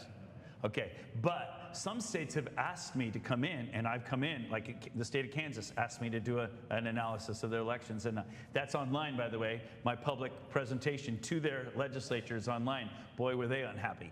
Okay, but it's all there, and it was confirmed by their own people. So the answer to your question is really no. But we do have some good legislators in the country who've asked for that sort of thing, but we don't have any good legislatures in the country. Every legislature, and I can tell you story after story, there isn't one legislature in the country that likes Trump. Not one. Yeah. Hi. Hey, brother. Yes. Can you speak to the company and the technology called Fractal? I can.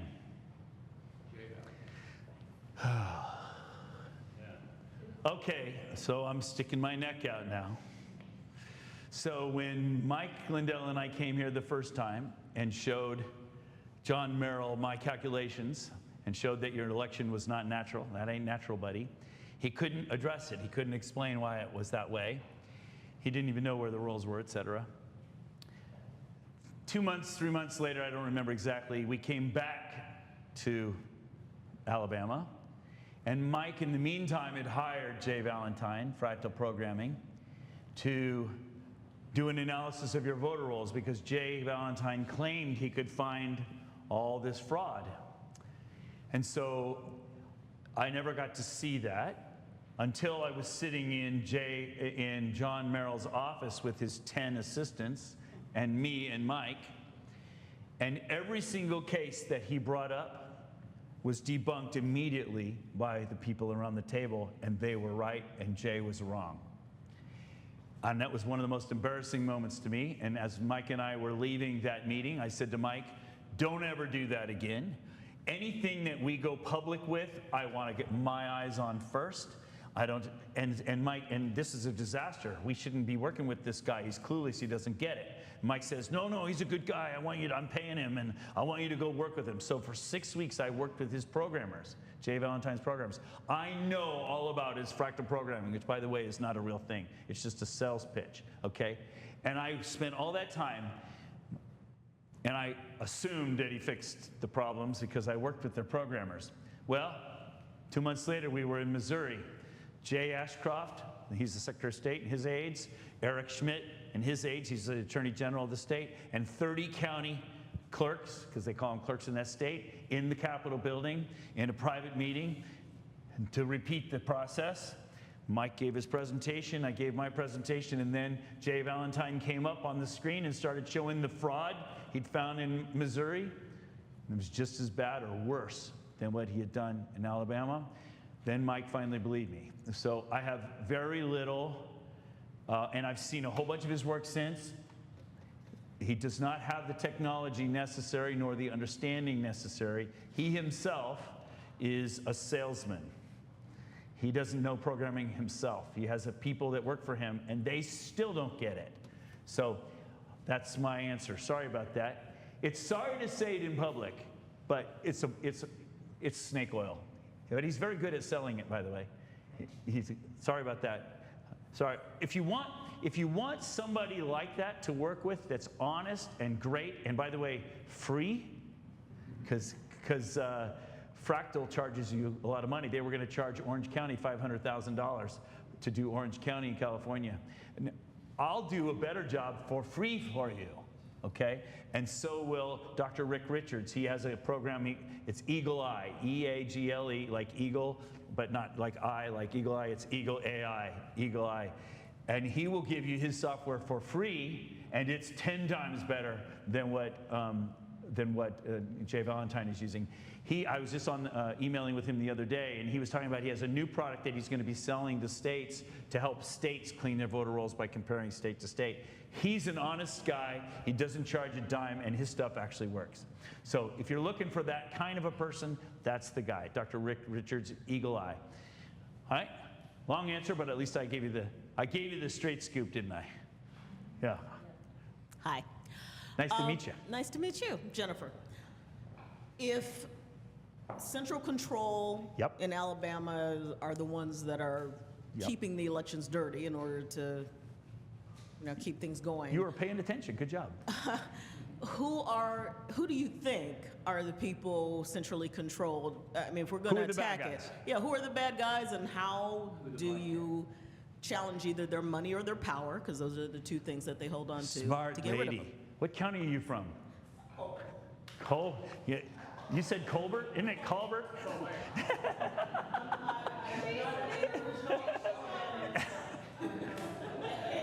Please join the team in Colbert. You're a smart lady. I want you on that team. Anyway, who are the bad guys? Remember I told you when I was working now I'm a data guy. I don't like speculating. And when I do speculate, I'm going to tell you I'm speculating.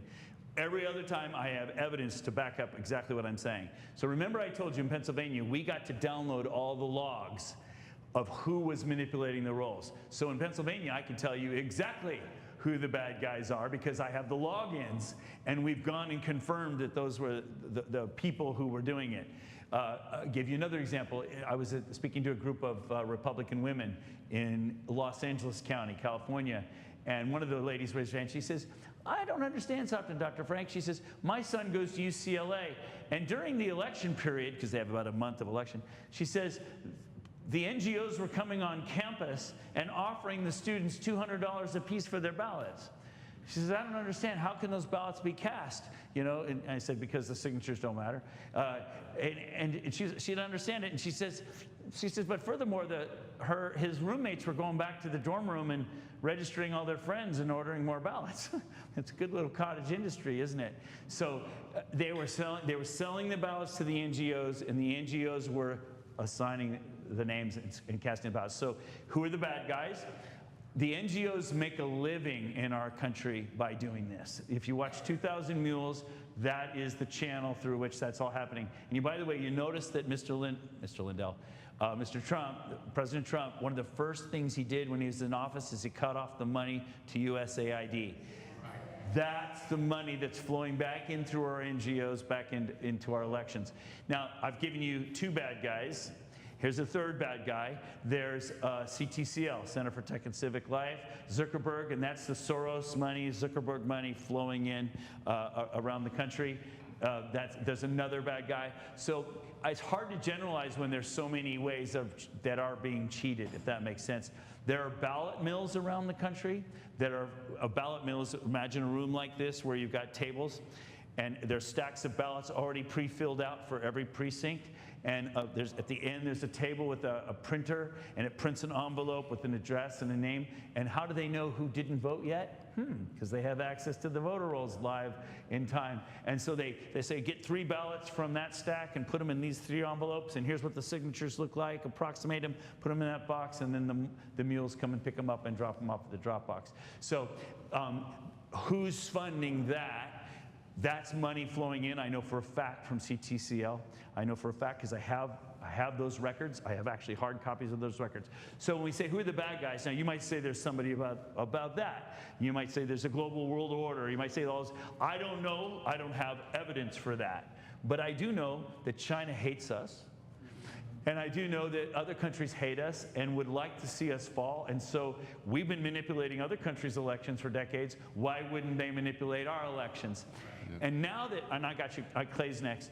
I've noticed that, did you notice about a month ago that Kash Patel exposed something that happened before the 2020 election?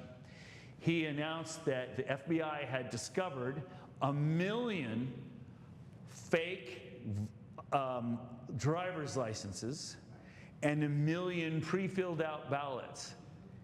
The FBI had seized before the election. They were from China. So, and that's just the one they caught. And remember the 200,000 from New York coming in. So we know there are foreign players.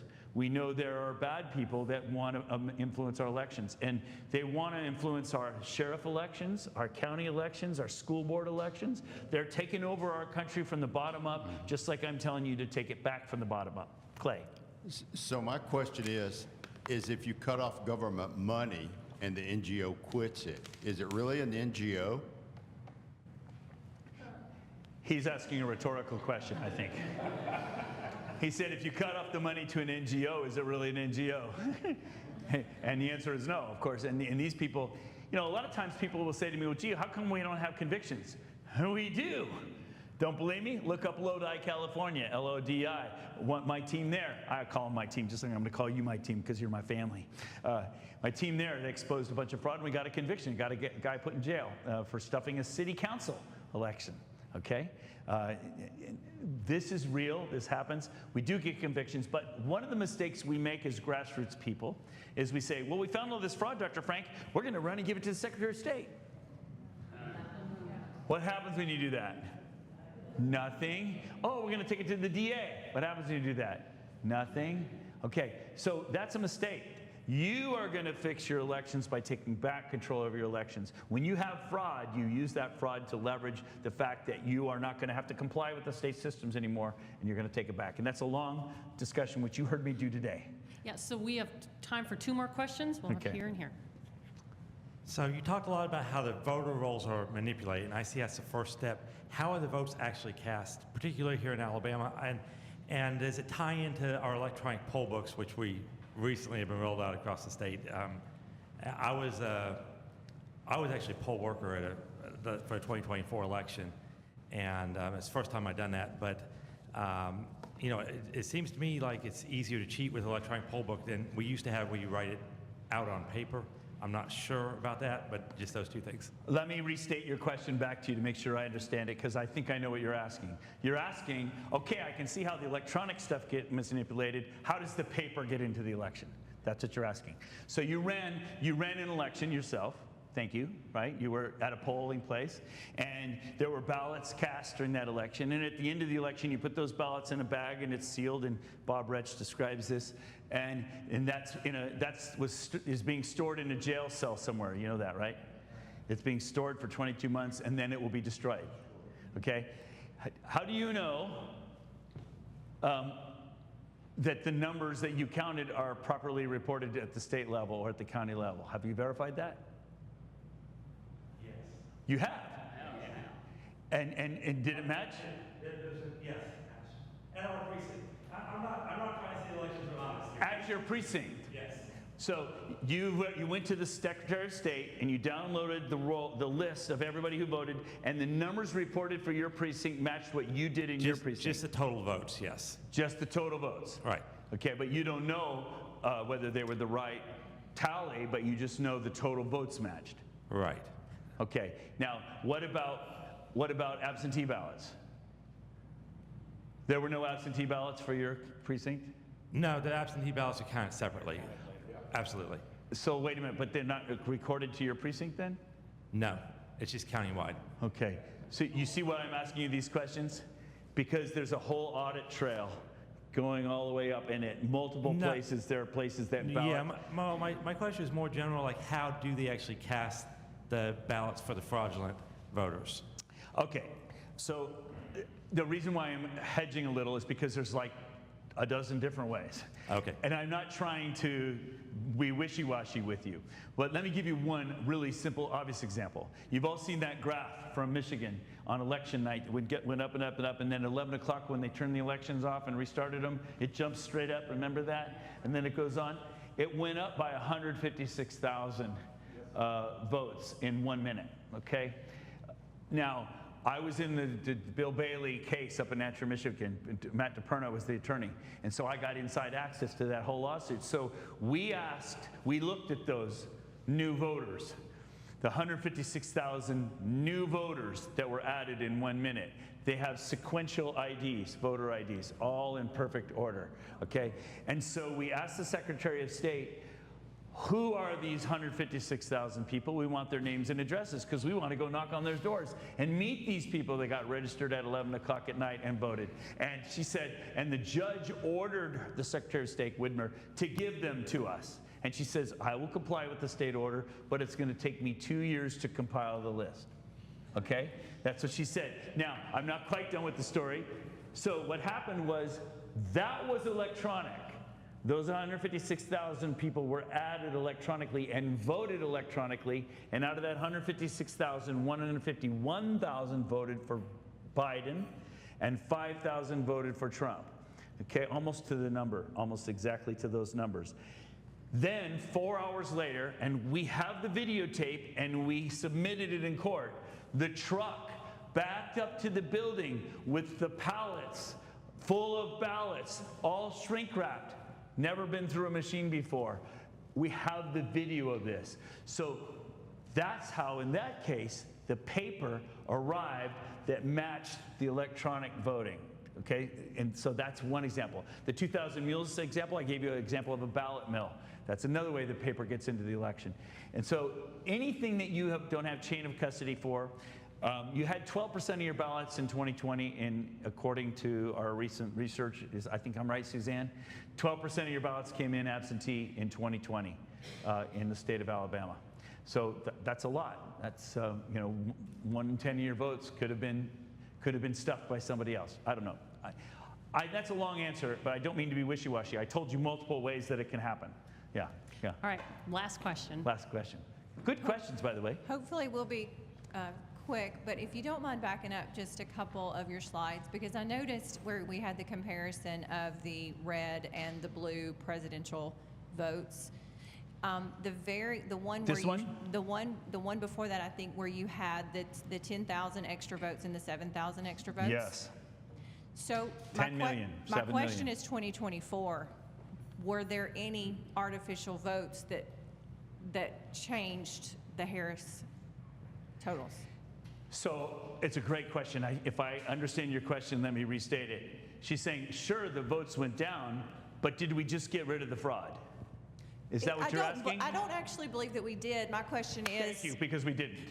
Did they just vote that much less and there was fraud built in? I think and I find that like astounding. I'm going to use your verbiage. That was great verbiage. Yes, there was still just as much fraud. They didn't turn out. The fraud was built in. I'm showing you every state for the Democrats. Every state. She lost huge amounts of votes in every state. Instead of even just tracking the population, she plummeted everywhere. Okay, so you would have to argue, and by the way, we've done follow-up studies, I just don't have time to discuss it. For example, Clark County, where Las Vegas is, they had 40,000 ballots, almost to the number, 40,000 ballots where there was no presidential vote. There was only a vote down ballot on one issue. Okay. Is that suspicious? Okay. And so that's the kind. So we know there's still. I just gave you one simple example. There's lots of fraud around the country. The effect, the obvious Occam's razor simple explanation is Kamala was a dud, and they didn't turn out for her. The whole country. They didn't turn out. So, and we were given a miracle, I think, and we can't count on a miracle in 2026. I think in the back of my Bible, there's this graph. It goes for 450 years, shows Israel falling into depravity and then redeem and depravity over and over again. And the last time they go down is the Babylonian captivity. And what I don't know as a country is, are we at that point? Are we headed for the Babylonian captivity? Or are we going to repent and be restored? I don't know where we're at. But either way, I know that we're doing the right thing if we are re-engaging as a government. If we're headed for the Babylonian captivity, that's not the end of the world. Remember, during the Babylonian captivity, we had Daniel in the lion's den and Shadrach, Meshach, and Abednego. God protected the remnant, and he brought them back, and then he restored them to Israel 70 years later. So regardless, even if we're headed for a period of judgment, I like what Calvin says about it. Calvin, Calvin the theologian, he said, when God wants to judge a nation, he gives them wicked rulers. And I think that's a pretty interesting situation we're in right now. So anyway, I'm rambling now, but I just think that no matter what, we have to re-engage. We have to be restored spiritually. We have to be restored politically. We need that revolution in our country. And I started kind of with a depressing note, like with my wife telling, I think we've lost our country. I was in pretty low place in my life at that time, but I got to tell you, around the country, we have Constitution classes happening. People are learning their Constitution. People are engaging. The country seems to be waking up and coming alive, and I want you guys to join that. So there you go. How about that? End right there. Great. Thank you. Thank you. Thank you. All right, Dr. Doug Frank. Thank you.